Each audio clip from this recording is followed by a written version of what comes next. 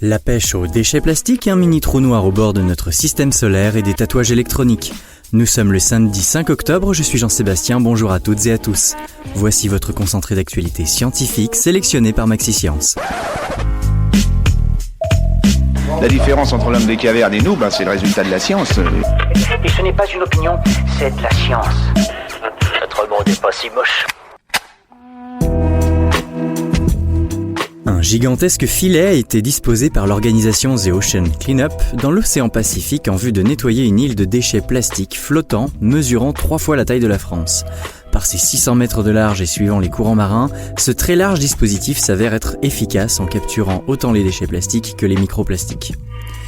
L'initiateur de ce projet, Boyan Slat, a affirmé vouloir déployer toute une flotte de ces filets dans les prochaines années pour nettoyer l'océan de ces déchets plastiques.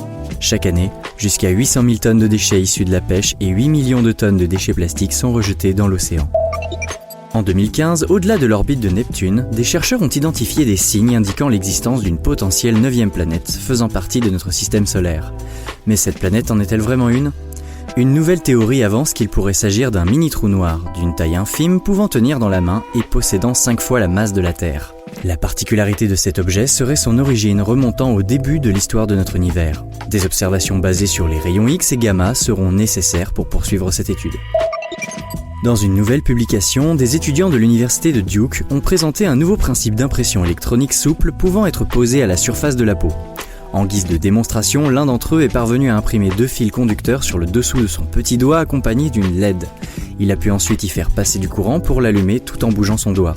Cette nouvelle technique pourrait ouvrir de nouvelles possibilités telles que la création de tatouages électroniques ou encore la fabrication de pansements dotés de capteurs pour surveiller les constantes des patients dans les hôpitaux. Une nouvelle étude révèle l'existence de composants permettant la vie sur Encelade, une lune de la planète Saturne. D'après des données récupérées par la sonde Cassini en 2008, le satellite abritant un océan sous sa surface posséderait une activité volcanique sous-marine. Les réactions chimiques engendrées par le contact de l'eau et du magma provoqueraient la formation d'éléments solubles, contribuant à la formation de protéines et donc à l'apparition de formes de vie. Voilà, c'est tout pour aujourd'hui, merci de votre fidélité. Pour en savoir plus sur les news du jour, n'hésitez pas à consulter le site de MaxiScience. On vous dit à demain pour de nouvelles actualités scientifiques. Voilà. Il ne reste plus qu'à vous remercier de votre attention. Au revoir.